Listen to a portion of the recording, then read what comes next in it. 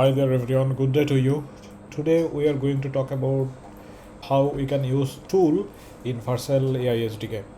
So let's dive into the deep. So here is the tutorial page, chatbot tool uses. With use chat and stream text, you can use tools in your chatbot application. Okay, the AI chat support. Okay, blah blah blah. Automatically executed server side tools, client side tools. Okay, let me see the example first. So in this example we will use three tools. Get weather information. I think this will fetch the weather information. Ask for confirmation, it will ask for user confirmation.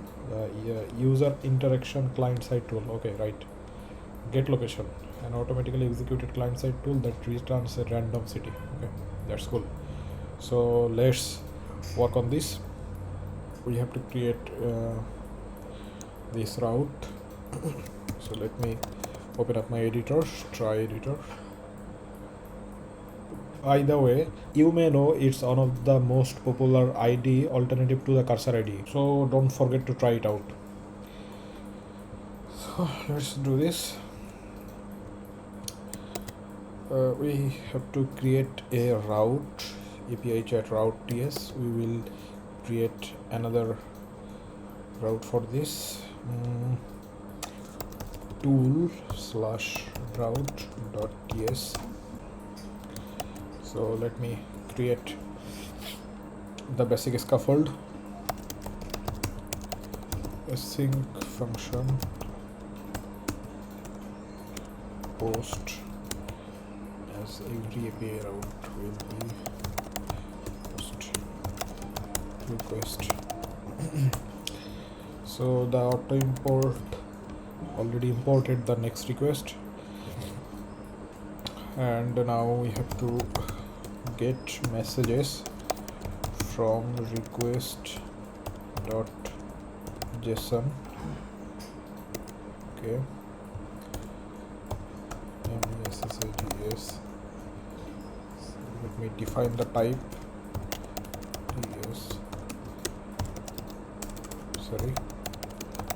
Messages will be message from the AI SDK, and the messages will be an array. Okay, declared but never read. Okay, then what we can do now, we will create a stream text. We will call the stream text function with the model OpenAI GPT-4o this message, and we have to define this tool here like this. Okay, let me create the tools. Result stream text. Okay, model OpenAI GPT-4o. Okay, messages. I don't need, and we have to define these tools, backend server side tools here. So what is my first tool name? Get weather information. This is the tool description. Show the weather in a given city to the user. Okay, parameter, that means this tool parameter, or like you can think tools like a function, and the function has a description to tell the AI agent what this tool will do, and some parameters, so that AI can provide those parameters into the tool function. So this is the parameter definition using JOD, schema validation library, and the execute function for the original functional call. Okay, let me define the tool first. Get weather information. This will be an array. Description. So let me copy up this description from here. Show the weather in a given city to the user. description and parameters. Parameters will be like object with city. Okay, jet. Let me import the jet from jet.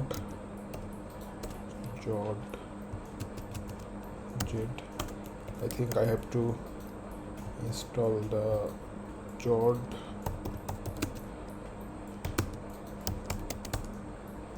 I cannot remember. I see. I already installed the jet. Sorry.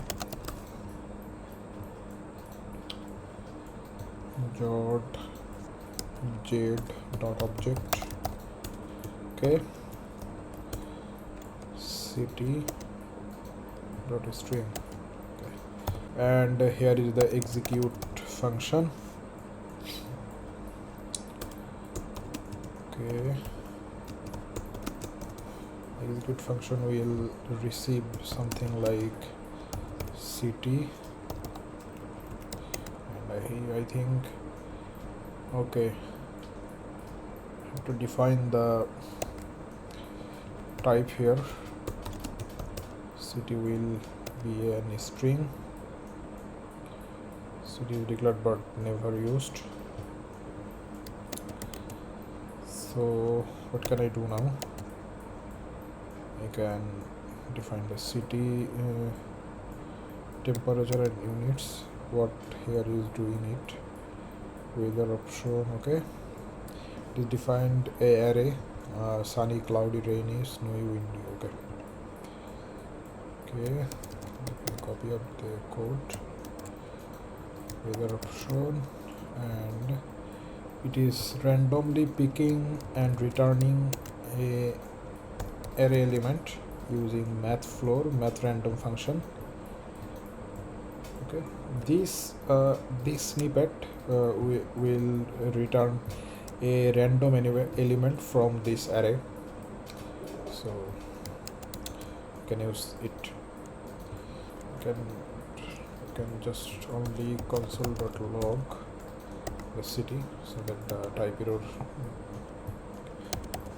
Oh, here I think there should be an async function.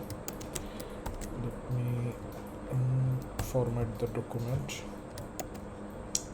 So I think my tool backend definition is done. So let me define another tool that will interact with the user to get user confirmation, yes or no.